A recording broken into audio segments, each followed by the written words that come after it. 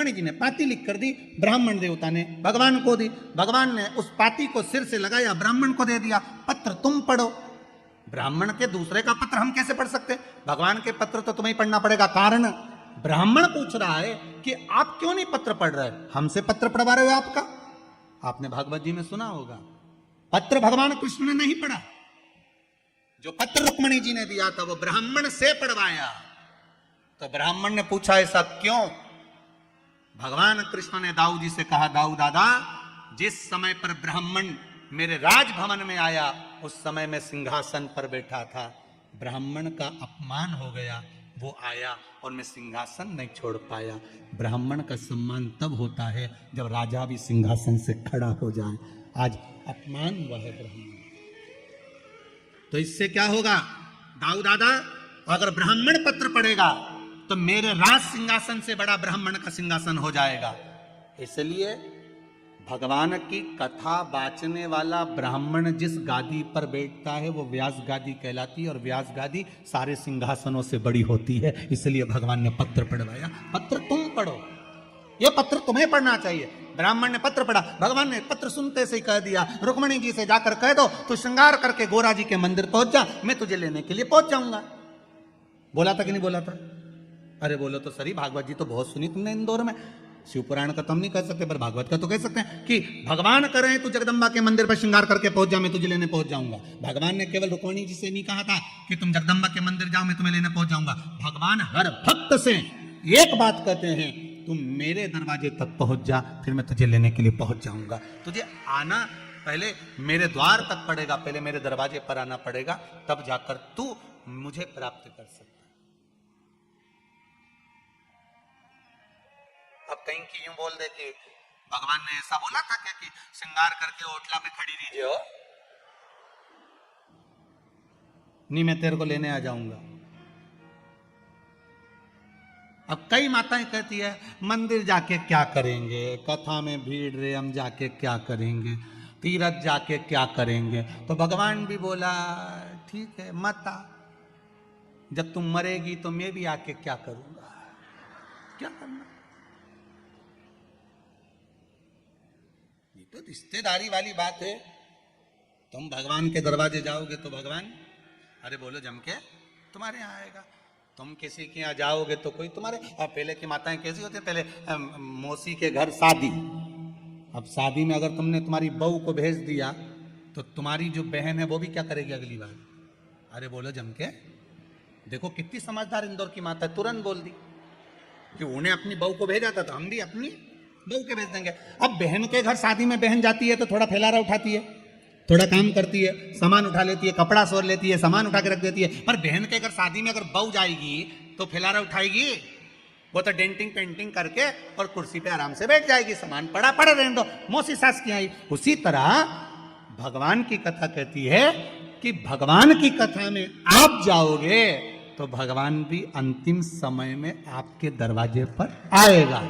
और अगर आप भगवान की कथा में नहीं पहुंचे और तुमने कहा बहू से कह दिया तू चली जा, तो भगवान भी आखिरी में कह देगा यमराज तू चले जा, भगवान काय को छोड़ेगा। और रुक्मणी को लेने के लिए भगवान आए थे तो रुक्मणी को गोदी में ले गए थे। जब मेरा भगवान आता है अंतिम समय में लेने तो आपको गोदी में लेकर जाता है, और वो काला बीआई ब्लैक कलर की स्कॉर्पियो लेके आता है। कौन? धमके तो बोला यमराज। उसके पास में व्हाइट कलर की टवेरा नहीं है, उसके पास तो ब्लैक कलर की स्कॉर्पियो है।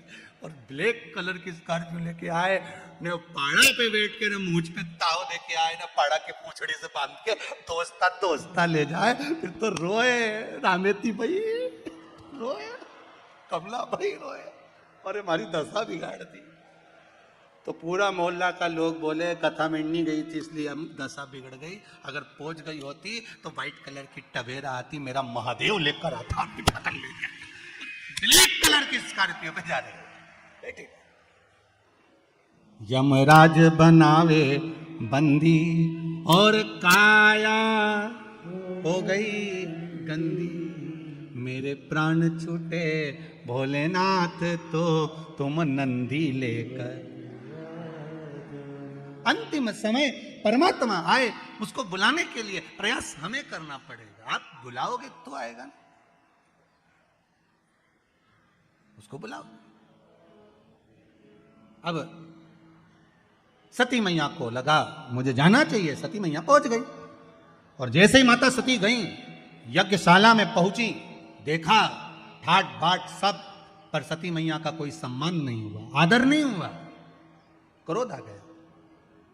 एक गलती माता सती ने कर दी, बहुत बड़ी गलती थी माता सती की, कि वो यज्ञ की अग्नि में कूद कर समाप्त हो गई। कहाँ में कूदी है? यज्ञ की अग्नि में कूदी। बस ये गलती माता सती ने कर दी। और देखो वही बात आ गई ना, थोड़ी सी देर में चक्कू कोपा, भुगतना लंबा पड़ा, थोड़ा सा पाप कर्म करा, भोगना लंबा पड़ा। कर्म भोगना बहुत पड़ता है, अब व्यक्ति कर जाता है थोड़ा सा, पर भोगना बहुत पड़ा। माता सती ने यज्ञ की अग्नि में कूदकर प्राणों को त्यागा। शंकर भगवान ने कहा सती गलती कर गई, तो बहुत बड़ी गलती तूने कर दी, यज्ञ की अग्नि में कूदकर प्राणों को त्यागा सती, इसलिए तेरा कोयल का जन्म होगा। काय का जन्म होगा? कोयल का। जब आषाढ़ के 2 अधिक पड़ेंगे, आषाढ़ 2 पढ़ते हैं ना, अधिक मास 2 पढ़ते हैं आषाढ़ के महीने के, जब आषाढ़ के 2 अधिक पड़ेंगे तब तू मेरा स्मरण करेगी, और मेरा स्मरण करेगी तब जाकर कोयल की योनि से छूटेगी और फिर हिमालय राज के घर में पार्वती माँ मैनावती के गर्भ से पार्वती बनकर जन्मेगी। भोगना पड़ा कि नहीं भोगना पड़ा? पाप थोड़ा सा कर दिया था, अगर प्राणों को त्यागना ही था तो कहीं और त्याग देता, पर यज्ञ की अग्नि में कूदना जरूरी था क्या? यज्ञ की अग्नि में कूदना जरूरी था। कोई अच्छा काम हो, धर्म का कार्य हो, सत्कर्म हो, भगवान का भजन हो, भंडारा हो, भोजन हो, अच्छा कार्य चल रहा हो, कथा सत्संग चल रहा हो, भगवान का भजन चल रहा हो, तो निवेदन है इसमें बीच में गलत काम के लिए मत कूदना, नहीं तो जिंदगी बेकार हो जाती है, भोगना ज्यादा पड़ेगा बेकार कर्म के लिए।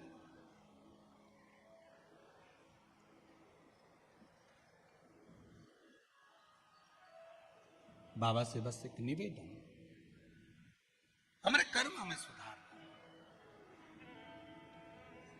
जब भाव शुद्ध हो तो क्यों ना। 3 बजे कथा चालू हुई थी, ये जितने खड़े हैं आस पास इधर उधर, 3 बजे से कथा चालू हुई तो कम से कम 2:30 बजे से 2 बजे से खड़े होंगे। सही है कि गलत है? और बल्कि पहले से खड़े होंगे। जब से 6 बजे तक कथा जब तक चलेगी, 6 सवा 6 बजे तक, तब तक खड़े। इनकी तपस्या, इनका तप कहीं तो शिव देखेगा, कहीं तो शंकर देखेगा ना। इस व्यासपीठ से मैं आपको नमन करता हूं सभी श्रोताओं को कि आपका जो भरोसा है ना शंकर के प्रति, आप यहाँ से जाते हो तो हर हर महादेव चिल्लाते चिल्लाते जाते हो, आते हो तो हर हर महादेव श्री शिवाय नमस्तुभ्यम बोलते हुए आते हो। कितना विश्वास होगा, कितना भरोसा होगा, कितनी दृढ़ता होगी। पूरे इंदौर में चर्चा है कि विश्वास शंकर के प्रति कितना ज्यादा है, वो देखना है तो ये कनकेश्वरी ग्राउंड में देखिए। कीचड़ है चारों तरफ, पानी गिर रहा है। मेरा कैमरे वालों से निवेदन है, बाहर जितने लोग बैठे हो छाता खोल खोल के बैठे, पानी लगातार टपर टपर हो रहा है थोड़ी थोड़ी देर में। और इनकी दृढ़ता देखिए आप, इनका विश्वास देखिए। कोई ने इनको कुछ दिया है? इनको देने वाला तो देवाधिदेव महादेव है, कोई दूसरा नहीं दे सकता। शंकर, जिस जमीन पर आप बैठे हो पूरी गीली है, ये बहन बैठी है ना, यहां से पानी दिस रहा था, बता रहे थे कि यहां से पानी बहकर जा रहा था, पर फिर भी आपका विश्वास बड़ी दृढ़ है, बड़ा दृढ़। इस विश्वास के बल पर शिव महापुराण की कथा है। और एक बात आपसे कहेंगे, इतने वर्षों में हमने एक चीज जरूर देखी है कि जिसने शंकर मेरा उघड़ी है वो बिना सोचे देता है। कभी उसने विचार ही नहीं करा कि मुझे इसको क्या देना है। ब्रह्मा जी कहते हैं इसके भाग्य में बहुत बहुत भोगना लिखा है। शंकर जी कहते हैं एक बार मेरे पास तो आ जाए, फाइल ही दबा दूंगा नीचे, निकलने ही नहीं दूंगा कि कितना भोगना लिखा। तू आ तो सही। ब्रह्मा जी बोल रहे हैं आप फाइल पढ़ो। शंकर जी के फाइल आए तो ब्रह्मा जी बोले मैं आपके पास कभी आने ही नहीं दूंगा।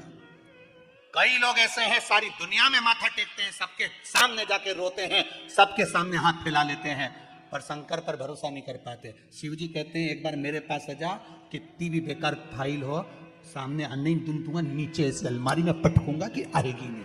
क्या भोगेगा? आ तो अकाल मृत्यु वो मरे जो काम करे चंडाल का, काल उसका क्या बिगाड़े जो भक्त हो महान काल का। शंकर के उपासक हो तो फिर भय काहे का? क्यों भय खाना? बुरा कर्म हुआ पूर्व में, हो सकता है कर्म हमने बेकार करा होगा तो आज भोगना पड़ रहा हो, पर घबराना नहीं है हमको।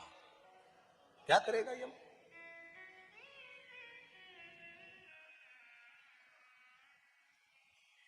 विश्वास की जगह, और जब विश्वास पूर्ण तरह से प्रबल हो जाए तो भगवान भी खड़ा रहता है। महाराज शिव महापुराण की कथा कह रही है, सती आप कोयल का जन्म लो। आंखों से अश्रु थे,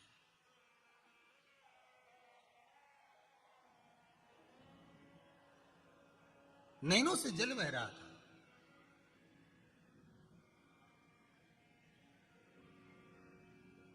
लोग कहते हैं पति के जाने के बाद पत्नी की दशा बेकार हो जाती है, वेधव्य हो जाती है तो दशा बिगड़ जाती है।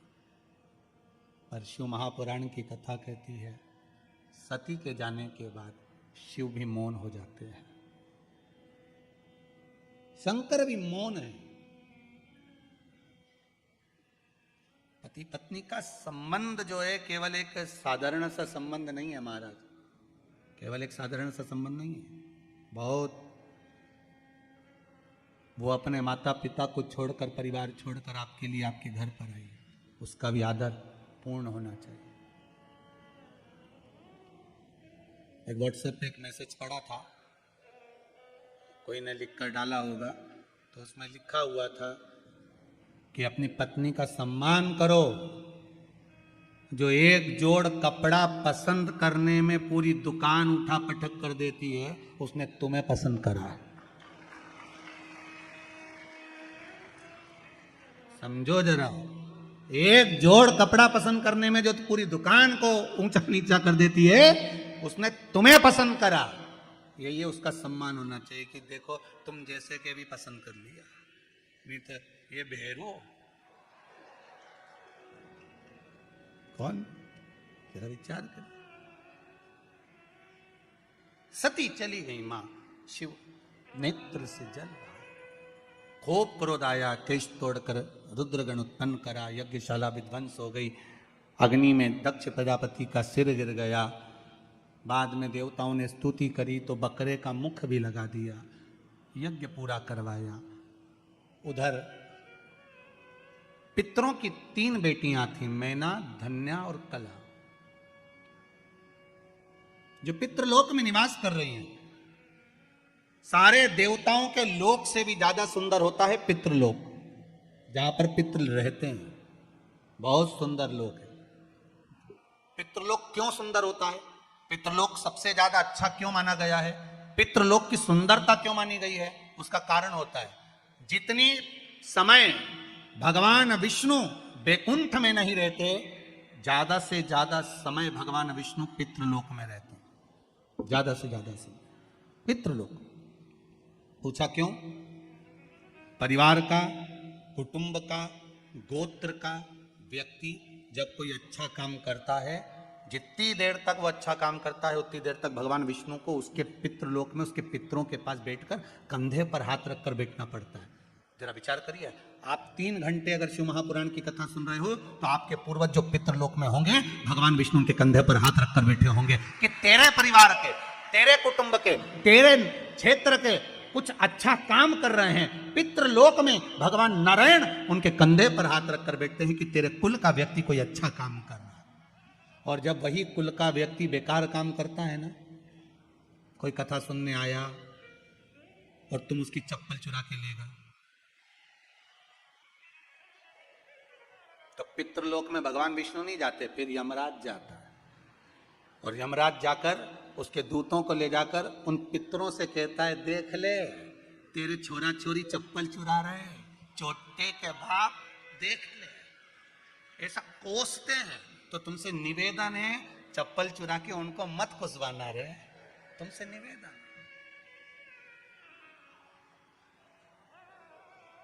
गंगा नहाने जाओ ना हरिद्वार में, तो वहां पे लोग भगवान का भजन करने जाते हैं और कई कई लोग ऐसे आते हैं कि इनने कपड़ा उतारा, बेट धरा, ये करे गंगे हर, हम इनसे करें नंगे हर।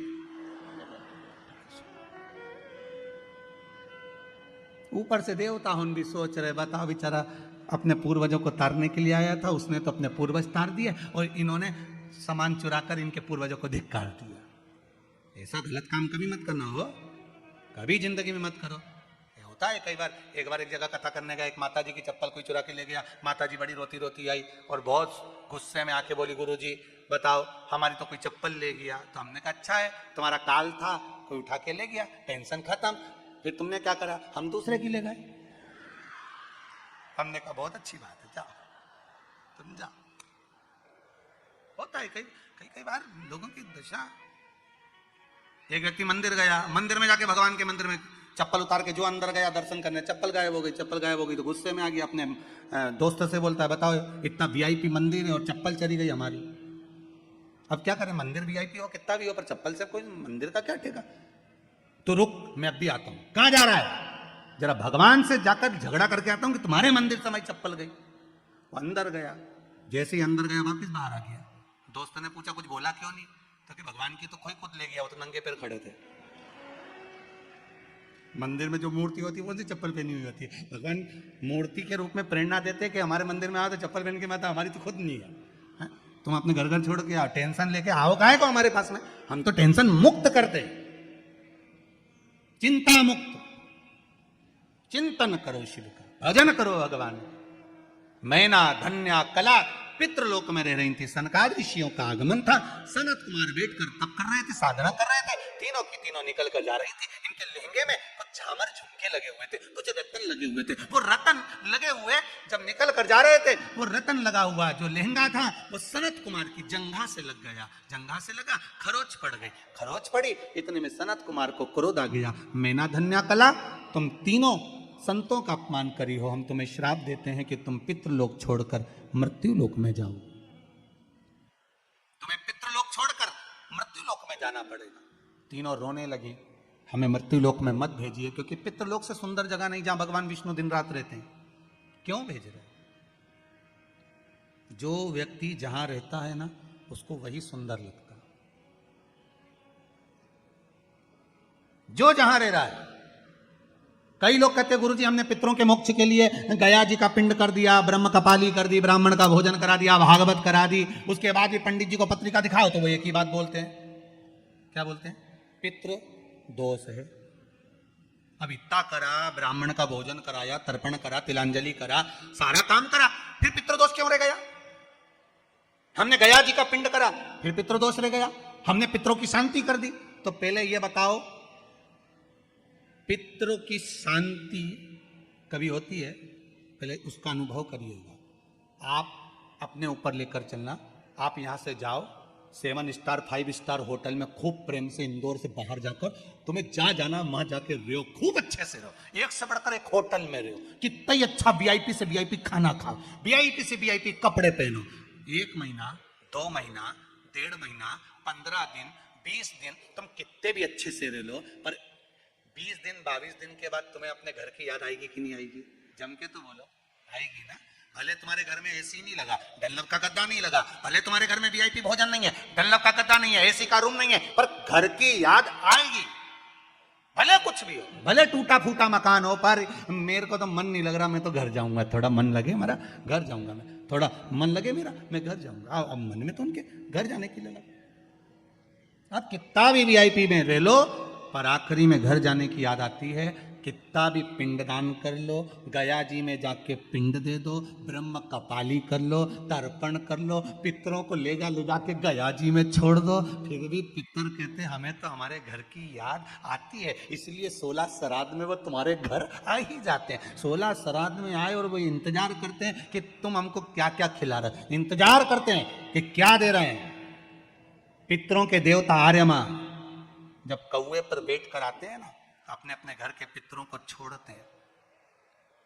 पितरों को छोड़कर वो इंतजार करते हैं कि मुझे मेरा पुत्र, मेरी पुत्र वधू, मेरी बहू, मेरा बेटा मुझे क्या दे रहा है, क्या खिला रहा है, और फिर उसके अनुसार वो फल प्रदान करते हैं। केवल ऐसा नहीं कि आप एक बार उनको छोड़ आए तो फिर जरूरत ही नहीं पड़ेगी। कई माताएं कहती हैं हम तो गया जी कर आए, अब बामन के नहीं जिमाएंगे। मत जिमा, पर भोगना तो पड़ेगा। पितर आते हैं, जैसे आप कहीं पर भी जाकर रह लो, आपको आपकी घर की याद आएगी। 1 महीने में, 2 महीने में, 15 दिन में, 20 दिन में याद आती है। उसी तरह पितरों को कहीं पर भी रह लें, एक बार साल भर में एक बार आपके दरवाजे पर जरूर आते हैं। उसको भाग देना चाहिए, उनको भाग प्रदान करो। बोलेंगे महाराज मैं ना धन्या कला रोने लगी, हमको क्षमा कर दो। सनत कुमारों ने कहा हम आपको वर प्रदान करते हैं, आशीर्वाद देते हैं, हम आपको वर देते हैं। मेना धन्या कला, आप तीनों मृत्यु लोक में जाओगी, और मृत्यु लोक में जाकर आपके यहाँ पर 3 देवियां आप तीनों के गर्भ से प्रकट होंगी। 3 देवियां, 3 देवियां आप तीनों के गर्भ से प्रकट होंगी। मेना के गोद में पार्वती जी आई, धन्या सुनैना बनी जिनकी गोद में सीता जी आई, कला कीर्ति बनी जिनकी गोद में राधा जी आई। ये तीनों 3 देवियां बनी। मेना धन्या कला तीनों निवास करी। समय आया, माता मैनावती के गर्भ से पार्वती जी का जन्म हुआ। हिमालय राज की नगरी आज आनंदित हो गई। बेटा 1 कुल को तारता है, बेटी 2 कुल को तारती।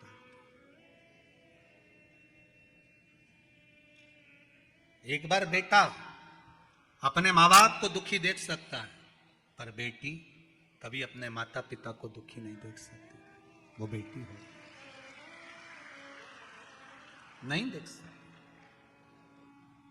मेरा एक निवेदन सबसे रहा है, पहले से भी करा, आज भी करता हूं।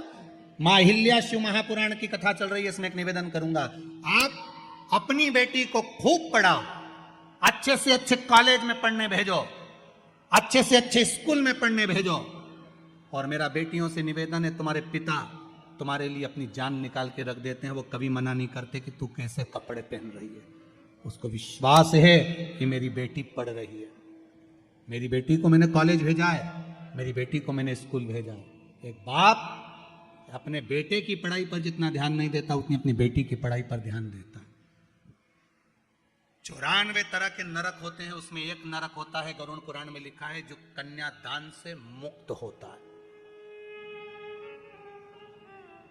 कन्यादान से मुक्त होता है। 94 तरह के नरक में एक नरक ऐसा होता है, जब तक बाप के घर में अगर बेटी का जन्म हुआ है और बाप अगर उस बेटी का कन्यादान नहीं करता, तो बाप को 94 की 94 नरक कई बार भोगना पड़ते हैं। तो मेरा बेटियों से एक निवेदन है, तुम्हारे पिता ने तुमको पढ़ाया, तुम्हारे पिता ने तुम्हारा पालन करा, तुम्हारे पिता ने कभी तुम्हें टोका नहीं, तुम्हारे पिता ने कभी तुम्हें रोका नहीं। बस निवेदन इतना सा है बेटियों से कि अपने पिता को कन्यादान का मौका जरूर देना, यहां वहां मत चली जाए। अपने बाप को, अपने पिता को कन्यादान का मौका जरूर देना। किसी के बहकावे में आकर, किसी के फुसलाए में आकर, किसी के कहने पर आकर आप किसी के साथ जाने का प्रयास मत करना। कितना भी प्रेम किसी से हो जाए, आखिरी में कह देना कि मेरा पिता कहेगा शादी नहीं करूंगी, मेरा पिता कहेगा कन्यादान का मौका जरूर दूंगी मैं अपने बाबुल को। 94 तरह का नरक मेरा बाप भोगे, ये मैं नहीं देख सकती। ये बेटी की मर्यादा। आज के जमाने में अनेक धर्म के लोग हमारे हिंदू धर्म की बेटियों को बहला रहे हैं, फुसला रहे हैं। अच्छा अच्छा आकर्षण दिखा रहे हैं और बेटियां उनके कहने में चली जा रही हैं। मेरा बेटियों से निवेदन है, अपने बाप को नरक मत भोगने देना। 94 तरह का नरक बाप ना जाने कितनी बार भोगता है। हर किसी के यहाँ बेटी का जन्म नहीं होता। दो मित्र मिले बहुत दिनों के बाद, दोनों ने आपस में बात करी। एक बोला, क्यों रे, शादी हो गई तेरी? हाँ। हो गई शादी? हाँ। तो तेरी हो गई? हाँ। कितने बच्चे तेरे? मेरी 2 लड़कियां हैं, ये मेरे साथ में खड़ी। और तेरी शादी हो गई? हो, मेरे 2 बेटे हैं।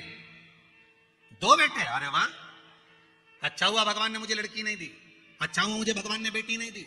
कहाँ ध्यान रखता है, स्कूल छोड़ने जाओ, कॉलेज छोड़ने जाओ, उसका ध्यान रखो, शादी करो, ब्याह करो। अच्छा है मेरे घर में 2 बेटे हैं, ध्यान देने की जरूरत नहीं पड़ती, कम से कम बेटे तो हैं घर में। बेटी का जो बाप अपनी बेटियों के हाथ पकड़ा था, उसकी आंख में आंसू ढलने लगे कि मेरे घर में बेटा नहीं, मेरे घर में बेटियां। रो रहा था। एक बेटी ने अपने पिता का मुख देखा, सामने वाले अंकल का कुर्ता खींचा। अंकल का कुर्ता खींचकर कहा, अंकल आप कहते हो कि अच्छा हुआ भगवान ने आपको बेटी नहीं दी? अंकल मैं कहती हूं भगवान बेटी हमेशा भाग्य वालों को देता है, तेरे जैसे खोलने को नहीं देता। जो अपनी बहन बेटी को कभी एक साड़ी नहीं देता, कभी अपनी बहन बेटी को सामान नहीं देता, जैसे जैसे नंदे घर में आती हैं, बहन बेटी घर में आती हैं, तो भाभियों का मुंह भगोना हो जाता है। तो ऐसे के घर में कौन लड़की देगा? कौन दे बेटी? भगवान भी सोच समझ के बेटी देता है। कई कई करोड़पतियों के यहाँ इतना पैसा, लोग कहते हैं इसके घर में बेटी हो जाती है, उसके घर में बेटा हो जाता है। और कई कई ऐसी हैं जो बेचारा ठेला चला रहा है, उसके घर में 2-3 लड़कियां हो जाती हैं। क्यों? कारण क्या है? भगवान ने उसको कन्यादान का मौका नहीं दिया, क्योंकि भगवान जानता है कि 94 नरक भुगताना है। और एक गरीब ठेला चलाने वाले के घर में 3-3 लड़कियां असली दे दी, क्योंकि इसको अब मुक्त कर देना है, इसको बैकुंठ तक पहुंचा देना है। कन्यादान करने वाला 94 नरकों से मुक्त हो जाता है। जिन जिन के घर में बेटियां हो उनके चरण छूकर मैं प्रणाम करता हूं। धन्य है आप, आपके घर में बेटी का जन्म हुआ। साधु वादता है आप, धन्यवाद।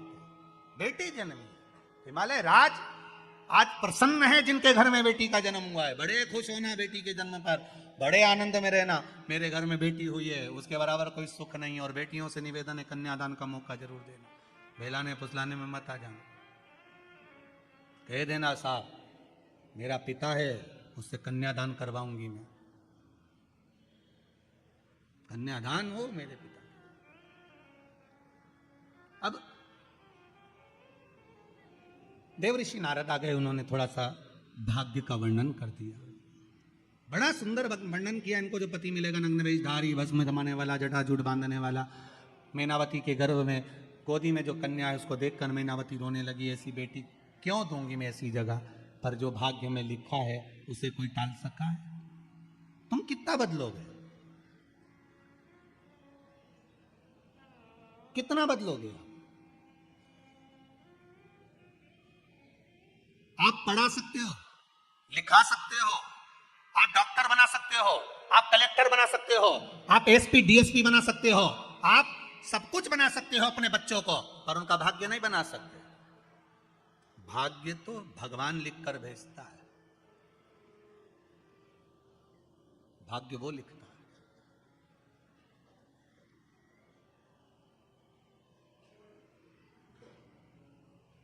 उसके सिवा कोई नहीं लिख सकता। भाग्य उसने लिखा है।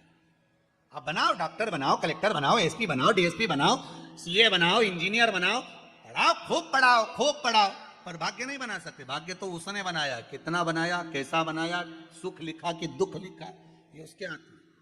एक माँ ने अपने पिता पति से कहा, सुनो बेटी बड़ी दुखी है, आप दुनिया भर में इतना धन लुटाते फिरते हो, मंदिर देवालय में जाते पैसा लगाते रहते हो, अपनी बेटी को कुछ दे दो। पिताजी ने कहा उसके भाग्य में सुख नहीं है, मैं नहीं दूंगा। अगर सुख होता तो दुख क्यों मिलता? तो तुम क्या भाग्य लिखने वाले हो? थोड़ा सा सुख दे दोगे तो कुछ चले जाएगा तुम्हारा, दे उसको। पिता ने कहा मैं नहीं दे सकता। माँ कहने लगी मैं दूंगी, दे दो। तिल्ली का लड्डू बना लिया, मकर संक्रांति पे दामाद को भोजन करने बुला लिया। तिल्ली के लड्डू का डब्बा दामाद को दे दिया, उसमें सोने की गिन्नियां फंसा दी उस लड्डू के अंदर। दामाद से कहा ये मेरी बेटी को दे देना। दामाद डब्बा लेकर चला तो उसको याद आया कल बच्चों की फीस जमा करना है, पैसा घर में नहीं है। अगर डब्बा हलवाई को दे जाऊं और उससे पैसे ले जाऊं तो? डब्बा हलवाई को दे दिया, 500 रुपए लेकर घर चले गया, फीस जमा कर दी। शाम के समय पर सेठ जी आ रहे थे, उनको लगा आज मेरी पत्नी का जन्मदिन है, घर पर मिठाई होगी नहीं। पत्नी को तिल्ली के लड्डू अच्छे लगते हैं तो हलवाई के यहाँ गया और कहा कोई ताजा लड्डू आया हो तो दो। हलवाई ने वही डब्बा उठाकर दे दिया। पति ने जैसे ही अपनी पत्नी को लड्डू खिलाया उसमें से सोने की गिन्नियां निकल रही थी। सोने की गिन्नी निकली तो पत्नी की आंख में आंसू आ गए। आप सत्य कह रहे थे कि भाग्य में नहीं होगा तो नहीं मिलेगा, और देखो मैंने दामाद को लड्डू दिए थे, वो लड्डू वापस मेरे घर में आ गए। अगर किस्मत में होते तो मिल ही जाते। भाग्य में हो तो जरूर मिलता है, भाग्य में नहीं होगा तो नहीं मिलेगा।